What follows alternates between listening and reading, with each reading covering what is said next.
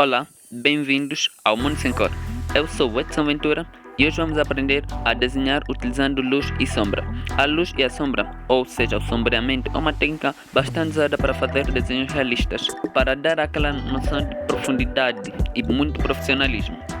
Então, para este desenho vamos usar alguns materiais simples, como lápis a gás de diferentes graduações e lápis B. Eu sei que nos outros houve um vídeo que eu disse que eu não tenho tantos lápis assim, mas alguém emprestou-me aqui alguns lápis para que desta forma a câmera possa captar melhor as sombras. Também devemos usar o esfuminho ou guardanapo, como é o meu caso. Bem, vamos lá começar. A princípio nós devemos definir de onde que surge a fonte de luz. Para isso podemos desenhar um sol ou, no meu caso, aqui um farol. Não sei se é um farol, mas está parecido. Bem, agora fazemos um círculo que vai ser a nossa primeira figura geométrica a sombrear. Ao posicionarmos o lápis, não devemos utilizar a ponta, mas sim esta parte aqui meio que de lado, para podermos ter um melhor controle dos resíduos que o lápis vai deixando. Tem diversas formas de luz. Tem a luz direta e a luz indireta. Lugar em que a luz atinge diretamente para desenhos a preto e branco deverá estar mais branco. Então, mas para o desenho ficar mais realista, nós devemos sempre fazer de modo a que a luz saia de branco a preto em diferentes escalas e não do tipo em um lado está branco e no outro já está totalmente preto. Não, devem se ir em diferentes escalas, por isso a utilização do lápis H e do lápis B. O lápis B tem uma tonalidade mais carregada e o lápis H não. Então nós vamos fazer um lugar com um lugar que não iremos pintar, que é o lugar em que a luz atinge. Tem um lugar que devemos sombrear com o lápis H e o lugar em que devemos sombrear com o lápis B. Sem esquecer que no final da sombra, onde a luz atinge, tem um reflexo. Você vai fazer aqui com a borracha. Todos os objetos possuem uma sombra do lugar ou da superfície em que estão apoiados.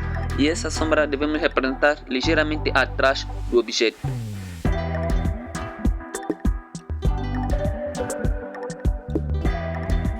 Após o primeiro exemplo, agora vamos fazer um outro exemplo, mas utilizando uma fonte de luz do lado oposto. Já aprendemos que devemos primeiro descobrir de onde vem a fonte de luz para podermos sombrear o nosso desenho. Então, vamos fazer aqui um cubo. Eu acho que é assim que se chama, não é? Cubo. Eu chamo de caixa, não sei porquê. Sou burro, me deixem.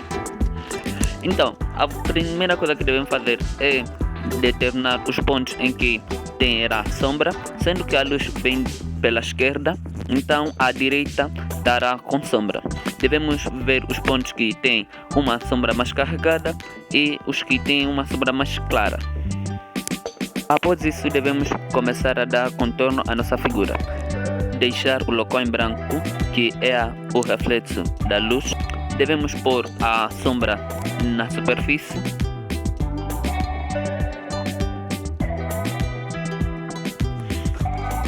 E voilà!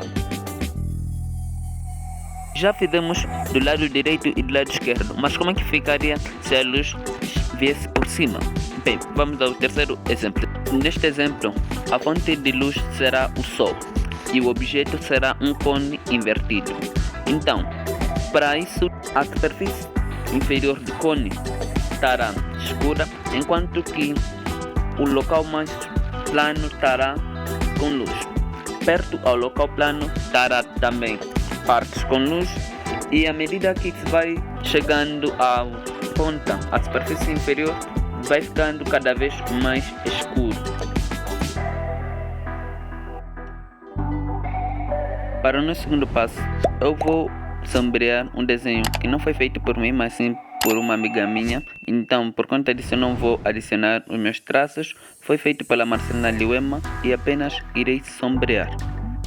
Então, vamos usar os mesmos passos que usamos para fazer o círculo, o cubo e o cone.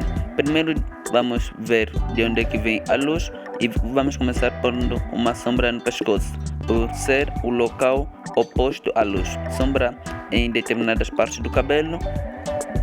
Em resumo, a sombra ficará na parte direita do corpo, mas a partes do corpo que sim têm sombra, mesmo não sendo o lugar oposto à luz do sol, como por exemplo, por baixo dos olhos, no nariz, por baixo da boca e em partes do cabelo, que devem de qualquer das formas envolver estarem com sombra. Então, para sombrear, não podemos nos esquecer de alguns passos básicos. Primeiramente, devemos definir de onde vem a luz, a seguir qual é o lugar em que deve ficar mais escuro, que normalmente deve ser o local em que está mais distante da luz. Devemos usar diversos estilos de lápis para que deem uma tonalidade diferente, do mais claro ao mais escuro. Espero que essas dicas tenham ajudado e bora pintar!